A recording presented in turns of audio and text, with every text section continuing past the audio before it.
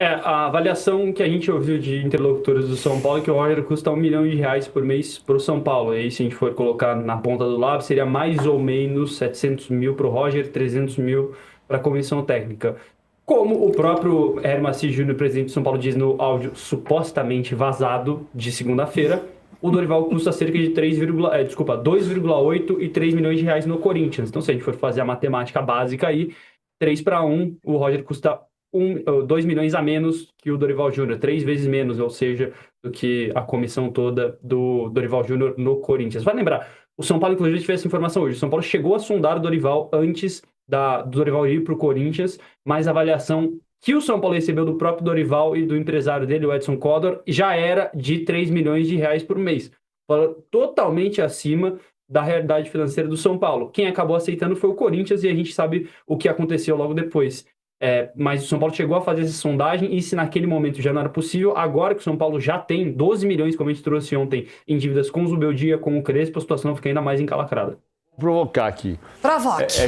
O áudio supostamente vazado. Não, o áudio vazou. A pergunta é quem vazou o áudio? Quem vazou o áudio, Valentim? Tadinho, que pergunta difícil essa. Pergunta, que pegadinha. Como é que ele vai saber? Suposta vazada é quando alguém pega um áudio que não era para ser público e joga na mídia, né? Então, não sei se foi o caso. Não foi? Não, foi.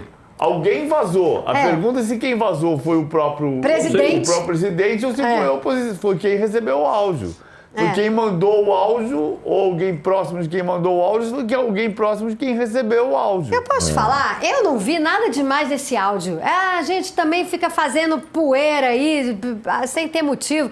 Ele falou que ele não tem dinheiro para pagar uma rescisão de contrato. Qual que é a novidade? Mas eu acho que tem uma coisa, eu acho que tem uma leitura que foi feita a partir do áudio, que eu ouço áudio diferente.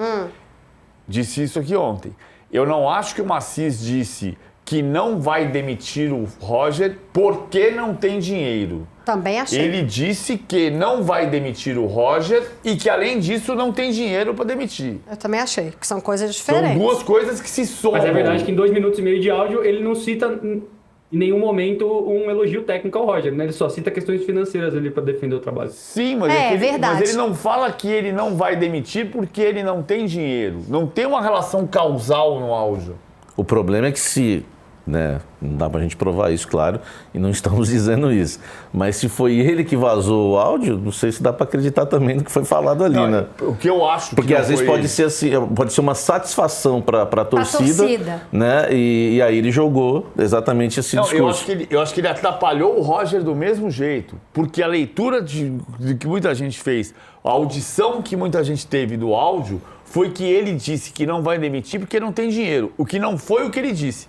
Não tem, na frase, não tem uma relação causal. Não tem uma conjunção subordinativa causal. Não tem um porquê. Isso aqui é a parte.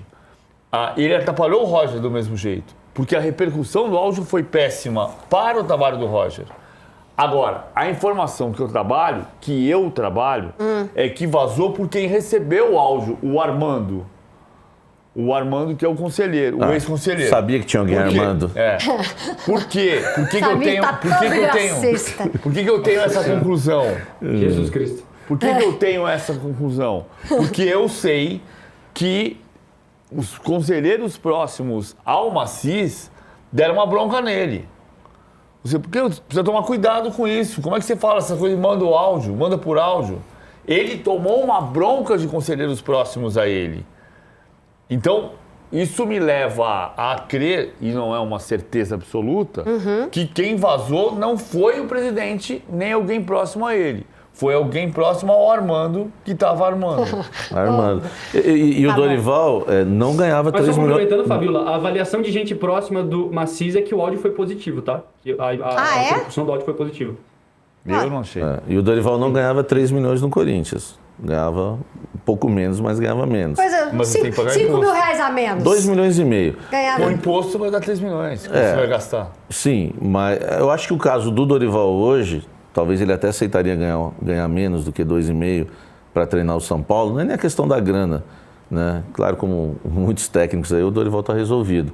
A questão é o que o São Paulo pode oferecer para ele no mercado.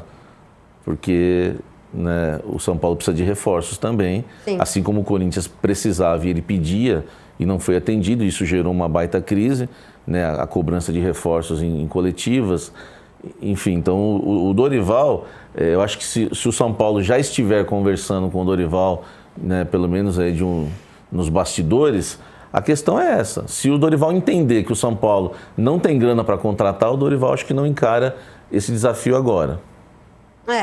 Vamos seguir aqui, a seguir cenas do próximo capítulo. Eu só acho muito chato.